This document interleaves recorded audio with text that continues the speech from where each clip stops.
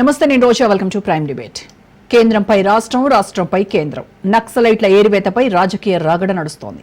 BJP Congress మధ్య మాటల యుద్ధానికి తెరపట్టం లేదు. తెలంగాణ మావోయిస్టుల అడ్డానా? అమిత్ షా వ్యాఖ్యల మర్మమేంటి? గన్నులు పట్టిన అన్నలతో చర్చలు లేవు అంటోంది కేంద్రం. మావోయిజం ఎన్నటికీ అంతం కాదు అంటున్నారు కామ్రేడ్లు. చర్చలు జరిపితే తప్పేంటని ప్రశ్నిస్తున్నారు హస్తం నేతలు. నాడు ఒక్కొక్కరిని ఏరిపారేసిన విషయం ఆ పార్టీలకు గుర్తుకు లేదా? నేడు ఆపరేషన్ కగార్ ఆపాలని ఎందుకు డిమాండ్లు వస్తున్నాయి? పచ్చని అడవుల్లో ఎన్నాళ్ళీ నెత్తుటేర్లు. దేశంలో ఇక మావోయిస్టుల శకం ముగిసినట్టేనా? అడవిలో అలజడిపై ఇవాల్టి స్పెషల్ డిబేట్.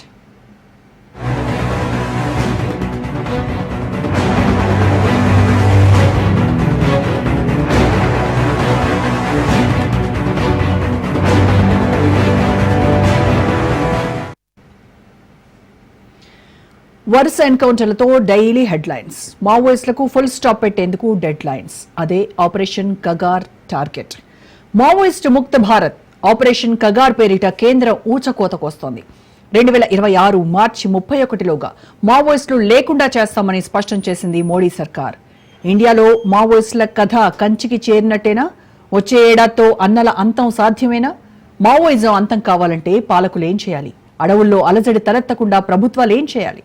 దశాబ్దాల రక్తపాతం తర్వాత మావోయిజంపై ప్రభుత్వం పైచేయి సాధించిందా? ఇలా అనేక ప్రశ్నలు వెంటాడుతూనే ఉన్నాయి.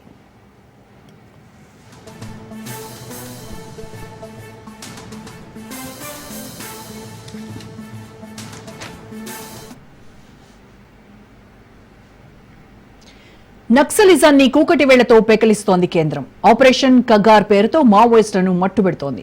2026 మార్చి 31 నాటికి అన్నలను తుదముట్టిస్తామన్నారు కేంద్ర హోంమంత్రి అమిత్ షా.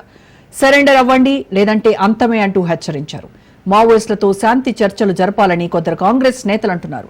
మరి మావోయిస్టుల చేతిలో ప్రాణాలు వదిలేసిన ఆదివాసీల కుటుంబాలకు ఏం సమాధానం చెప్తారు?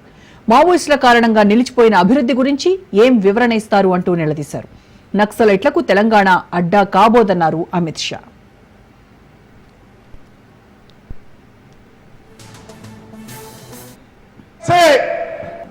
नक्सलवादी आदिवासियों के क्षेत्र में 40,000 लोगों का जान गया।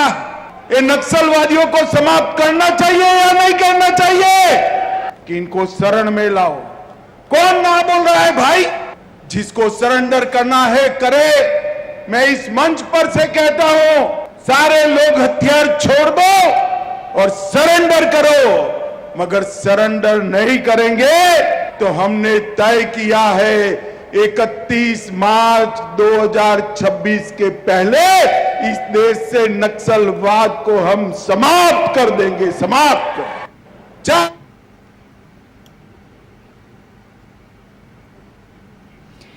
కేంద్ర హోంమంత్రి అమిత్ షా వ్యాఖ్యలను టీపీసీసీ చీఫ్ మహేష్ గౌడ్ ఖండించారు.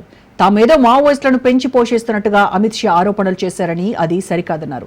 కారణాలేవైనా వాళ్లు వామపక్ష పంథాన్ని ఎంచుకోవచ్చు, కానీ వారంతా దేశ పౌరులే అంటోంది కాంగ్రెస్. విచక్షణారహితంగా కాల్పులు జరపడం సబబు కాదంటోంది.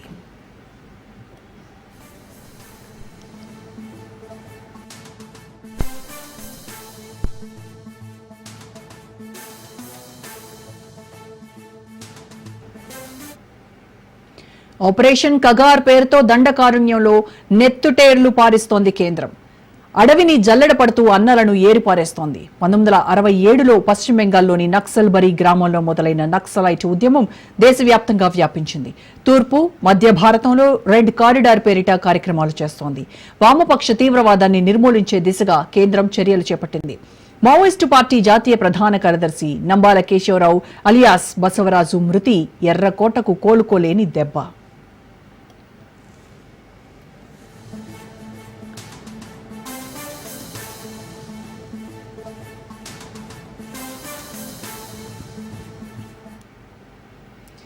మావోయిజంపై భిన్నాభిప్రాయాలు వ్యక్తమవుతున్నాయి. ఆపరేషన్ కగార్ వెనుక అటవీ సంపదను కొల్లగొట్టి కార్పొరేట్ శక్తులకు కట్టబెట్టే కుట్ర జరుగుతోందని వామపక్షాల ఆరోపణ. కార్పొరేట్ శక్తుల అడుగులకు మడుగులొత్తే క్రమంలో 2005లోనే సల్వాజోడుం, 2009లో ఆపరేషన్ గ్రీన్ హంట్ చేపట్టాయి. దానికి కొనసాగింపుగానే ఆపరేషన్ కగార్ అంటోంది పౌర సమాజం. తక్షణమే చర్చలు జరపాలని డిమాండ్ చేస్తోంది.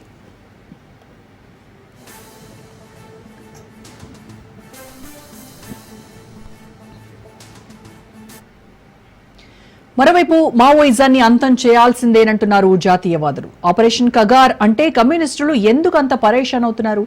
ఇన్నేళ్లుగా చేసిన నరమేధం సంగతి ఏంటి అంటూ ప్రశ్నిస్తున్నారు. మావోయిస్టులు చంపించిన సాధారణ ప్రజల గురించి ఎప్పుడైనా మాట్లాడారా అనే ప్రశ్నలు కూడా జాతీయవాదుల నుంచి వినిపిస్తున్నాయి.